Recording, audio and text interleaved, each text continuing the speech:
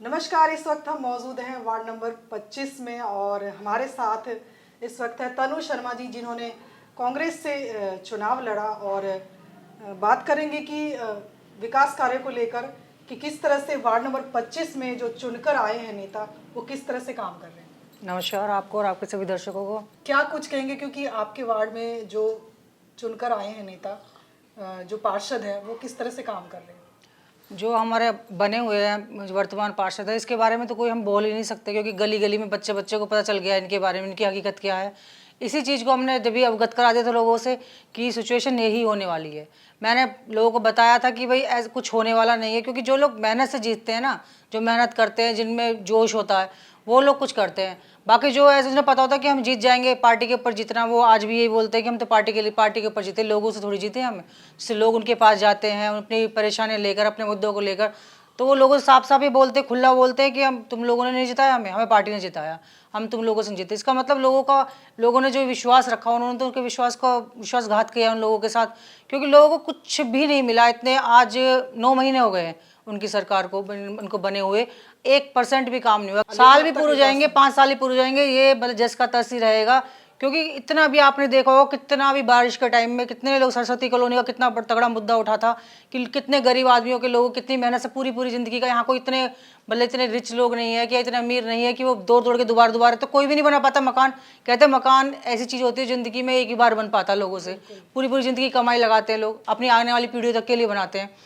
उन कितने मतलब कि कुछ ज़्यादा कर लोगों का ऐसा था, कुछ लोगों को छोड़कर सबके घर नीचे पड़ गए। इन्होंने जो नालियाँ बनाई हैं, रोड ऊंचे हो गए हैं और गलियाँ नीचे हो गई हैं, तो बारिशों में लोगों के घरों में पानी भर गया, लोग बाल्टियों से पानी निकाल रहे हैं, बुरा हाल, घर में गंद, सीवर का पानी घुस गया, लोग रो रहे हैं, अपनी लेके जा उनके अपनी शिकायतों को उनके पास लेके जा रहे हैं। वो कह रहे हैं हमें पता ही नहीं है ये सब कैसे होगा, इसका सोल्यूशन क्या है। जब आपको पता नहीं तो फिर जनता किसके पास जाएगी। अगर आपको पता नहीं तो आप पता करो ना, अपने आग पर जाके पता करो, कैसे भी करो, तो लोगों को सोल्यूशन। क्या तुम प्रधान हो, एक होता प्रधान, कहते हैं ना घर का जैसे मुखिया होता, तो हमारे क्षेत्र का, हमारे वार्ड का मुखिया तो वो है।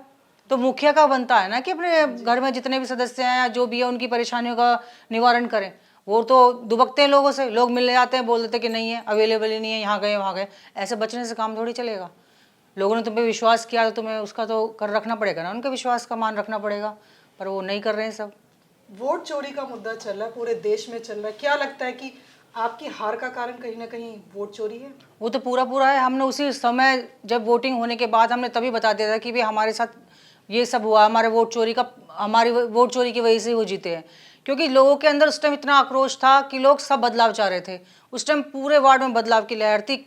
उनके खुद को पता था कि भाई हमारा जीतना इम्पॉसिबल है। लोगों का जितना झुकाव था कि बदलाव चाहिए, हमको बदलाव चाहिए, 1% नहीं था कि लोग इनकी तरफ किसी का भी वो नहीं था इंटरेस्ट। बट तभी तो वोट चोरी के बाद ही बने, तभी तो इनके अंदर इतना वो है ना कि ईमानदारी से बनते। तो आदमी ईमानदारी, कहते हैं ना, ईमानदारी की चीज़ जो होती है उसकी वैल्यू समझता है। और जो चोरी का कहते हैं ना, चोरी का माल तो क्या उसमें रहती है, तो उसमें उनको वो है कि फ्री का मिला हुआ है, तो इसकी इसलिए कोई अहमियत नहीं जान रहे उस पद की, कि हम एक मेहनत से कमाते ना उस पद को, तो उसकी अहमियत जानते। ये चोरी से मिला पद है और उसके पूरा है, हमारे पास पूरा रिकॉर्ड है। मतलब कि हमें जो हमारे सतपाल भाई साहब हैं, उन्होंने भी बताया था, उस चीज़ मुद्दा भी उठाया गया था। कितने लोगों ने मुद्दा उठाया था कि जो हमने जो वोटिंग है, जो हमने वार्ड के वो देखे थे, उसमें साफ सब दिखाई दे रहा था कि उनकी खुद की कॉलोनी में उनको वोट नहीं मिली है। अब कहीं तो मतलब कि बीजेपी अगर इतनी तगड़ी लहर थी तो कहीं 2 वोट कैसे मिली है उनको, अपनी ही कॉलोनी से 2 वोट मिली है। तो ये सब गड़बड़ थी, मशीनों की जो गड़बड़ थी ईवीएम में, तो उसी का नतीजा। ये मान रहे कि मशीनों में गड़बड़ी थी या गड़बड़ी की गई? हाँ, की गई है। ये तो अपने आप थोड़ी हो गई। अब पूरे हरियाणा में राहुल गांधी जी ने जो बताया वो खुला बोला उन्होंने। हाँ जी, प्रेस कॉन्फ्रेंस हो रही है, पूरा मुद्दा उठा हुआ है कि भाई हरियाणा में पूरी तरह से, ये तो छोटे लेवल का ऊपर से ही चलते आए थे, तो बड़े ऊपर से एमपी एमएलए के सब चुनावों में ही ये वोट चोरी का चला था। तो ये छोटे चुनाव थोड़ी रहा था, इससे अछूते। हाँ जी, तो ये अछूता थोड़ी रहा था, तो छोटा चुनाव था। ये तो बहुत ईजी था, इसको तो मतलब हैक करना, तो इन्होंने किया, उसको मशीनों को हैक किया। तो सब इसी वजह से ये हुआ। इतना भी नहीं था कि लोग इतने खुश थे इससे, इस पार्टी से इतना खुश थे कि पूरा मतलब कि इतना एक तरफा जीत हो जाए। इतना तो इन लोगों को पता था कि एक तरफा जीत नहीं हो सकती। हाँ जी, लेकिन बाद में रिजल्ट कुछ हाँ जी, तो इन लोगों को भी था ना कि हम एक तरफा तो ये भी नहीं जीत सकते थे, क्योंकि लोग इतने खुश नहीं थे।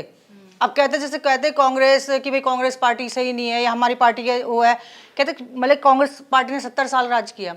किस लिए राज किया? कुछ ना कुछ तो उनके अंदर क्वालिटी होगी। उन लोगों ने तो कोई बेईमानी नहीं करी। अगर लोगों को बदलाव चाहिए था, इनकी आई सरकार आई तो कुछ ही बदलाव की वजह से लोगों ने कहा कि चलो इतना टाइम से हम देख रहे हैं कांग्रेस को, चलो अब देखते हैं नई सरकार को, कुछ नया बदलाव आए, कुछ नई, जैसे कि उमंगें जताई थी लोगों के मन में कि ये करेंगे वो करेंगे, रोजगार करेंगे और लोगों को हर चीज़ की सुविधा मिलेगी, ये सब, तो पैसा आएगा अकाउंट्स में सबको। अब मिला जो 15-15 लाख रुपए कुछ भी मतलब जो जो दिए गए थे, तो लोगों ने इस चक्कर में चेंज किया। तो अब जब लाडो लक्ष्मी योजना की बात करूं तो लाडो लक्ष्मी योजना के ऊपर बहुत सारे महिलाओं को सुविधाएं मिलने वाली थी, हर महीने उनको पैसे मिलने वाले थे, लेकिन कुछ जो कंडीशंस लागू की गई तो उसको लेकर वो पूरी नहीं कर पाए और उन्हें पैसे नहीं मिले अभी तक। तो क्या कहीं भी किस कोई भी इन्होंने ये नहीं, तो ओवरऑल आप जहां भी लगाएंगे इन्होंने कोई भी योजना इनकी पूरी नहीं हुई है। कोई योजना है जो लोग कहते हैं कि हाँ इन्होंने पूरी की है। आइए फ्री का राशन वाशन बांटना जो लॉकडाउन में लोगों महिलाओं ने कहीं ना कहीं इसी मुद्दे को लेकर या इन्हीं चीज को देखकर कहीं ना कहीं वोट दिया होगा, लेकिन उन्हें अगर ऐसा भी है तो उनको वो वहाँ पे भी अब लोग ये देखते आ रहे हैं ना, अभी नहीं दिया, ये नया तो नहीं है, तो लोगों ने देखा कि इन्होंने कुछ नहीं किया, इसलिए तो लोग बदलाव चाह रहे थे। तो इन लोगों ने अगर इनको ईमानदारी से करने देते ना, ये लोकतंत्र तो लोगों के ऊपर छोड़ देते कि लोग क्या चाहते हैं, तो इन लोगों को पता था कि लोग क्या चाहते हैं, इसलिए तो ये वोट चोरी का मतलब इन्होंने रास्ता अपनाया। ऐसा क्यों किया इन्होंने? जैसे कांग्रेस से बीजेपी में आई जब सरकार, तो ये था कि उन्होंने कुछ वो तो नहीं किया था, लोगों के ऊपर छोड़ दिया ये फैसला लोगों का कि लोग, लोकतंत्र है, उनका जहाँ मन करेगा जिसको चाहे वो चुनेंगे। तो इन लोगों को भी तो छोड़ना चाहिए था, इस पार्टी को भी छोड़ना चाहिए था कि भाई ये जनता चाहेगी वो चुनेगी। पर इन्हें पता था कि हमने कुछ नहीं किया इतने सालों में, तो जनता इतने तो नहीं, जनता कहते हैं ना कि जनता जनार्दन है, ये तख्ता पलटने की अब क्वालिटी रखती है, तो इन लोगों को इसी का डर था। तभी तो इन्होंने, और हरियाणा में पता था कि हरियाणा में ये तख्ता पलट होगा ही होगा, तो इसी का ही तो इन्होंने मतलब कि वो उठाया कि भाई इन्होंने वोट चोरी का अपना ये तरीका अपनाया, क्योंकि नॉर्मल तरीके से तो जीत नहीं सकते थे ना। आप क्या कहेंगे कि जो यहाँ पे जाम की समस्या है बहुत ही अहम है, क्योंकि अगर जहाँ पे आधे घंटे का समय लगना चाहिए, 10 मिनट का समय लगना चाहिए, वहाँ से लोग 2-2 घंटे में गुजर रहे, तो क्या कहेंगे कि ये जो समय लग रहा है उससे जनता बहुत परेशान है, तो क्या कहेंगे? जनता इतनी परेशान है, जनता ने कितनी बार, सबसे बड़ा मुद्दा तो यही था कि पानी निकासी का यहाँ पे था, सीवर, हाँ जी हाँ, और रास्ते का जाम का, ये सब समस्या यही थी कि रोड खराब है, जाम तो लगेगा, ऑब्वियस सी बात है कि रोड खराब है, जाम लगेगा।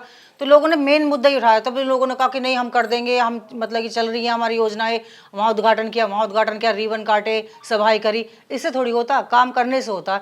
जो छोटे मोटे काम हो रहे हैं, पुराने जो पार्षदों ने जो फाइलें पास करवाई थी उसी को ही लिपापोती हो रही है, गलियों में नालियां बन रही हैं, सब बन रही है, पुराना ही तो है, उसी को लिपापोती रही है, नया कुछ नहीं बना है, नया कोई काम कुछ नहीं हो रहा, वो जो टूट फूट उसी को तोड़ रहे फोड़ रहे। जनता का पैसा है ना, जनता का पैसा, खुद का पैसा हो तो आदमी उसको उसकी वैल्यू समझे, जनता का पैसा सारा वेस्ट जा रहा।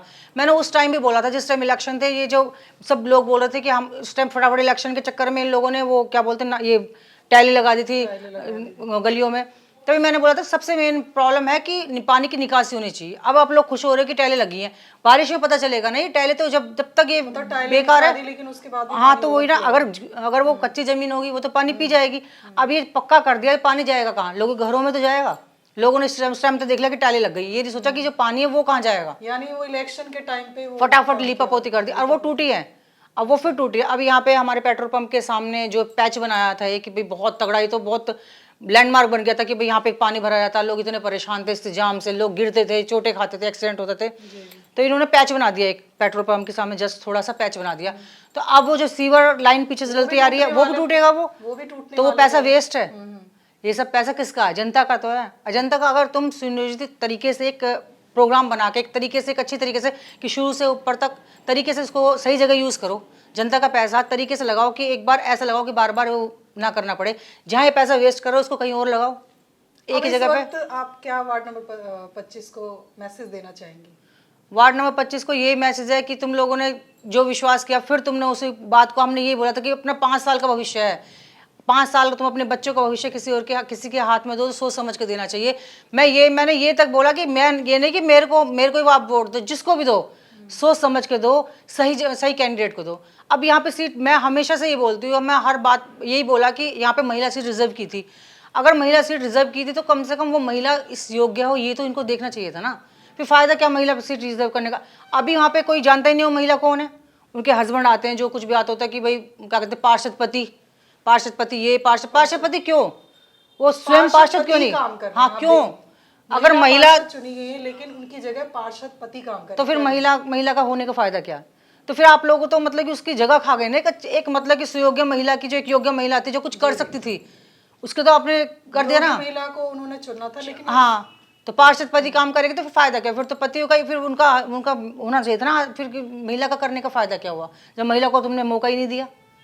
अब तुमने कुछ क्या सोच समझ के लोगों ने उसको चुना था कि वो महिला से योग्य है, तो अभी वो जाके उसी को पकड़े ना कि भाई हमें वो क्यों नहीं करेगी, वो जनता का काम करना उसका मतलब कहते हैं ना कि उसका कर्तव्य है, उसका मतलब उसने जब हक लिया कि भाई मेरे को वोट चाहिए तो उसका अब जनता को तो उनका कर्तव्य तो है जनता की परेशानियों को पूरा करना। तो जनता ने जब अपना कर्तव्य किया तो अपना हक तो लेंगे वो, बिल्कुल। तो उनको अपना हक लेना चाहिए, और चाहे किसी भी तरीके से ले, और वो उनको देने का बनता भी है कि उनको वो जनता की परेशानियों का निवारण करें, चाहे जिस भी तरीके से करना पड़े उनको करना पड़ेगा। और हम जनता के साथ हैं इस मामले में, जहाँ भी जब भी जनता को हमारी जरूरत पड़ेगी हम हमेशा उनके साथ हैं, क्योंकि इस लड़ाई में हम मतलब उनको अकेला तो नहीं छोड़ सकते, चाहे उन्होंने उनको चुना है, पर एक विपक्ष होने के नाते विपक्ष की मजबूती भी तो एक वो अहम भूमिका निभाती है। बिल्कुल। तो जब तक इसलिए विपक्ष सवाल हाँ नहीं जी, उठाएगा, विकास तो कभी वही नहीं रहा हो कि हम सकता। उनके साथ हैं, जहाँ भी उन्हें हमारी जरूरत पड़ेगी हम हमेशा उनके साथ हैं।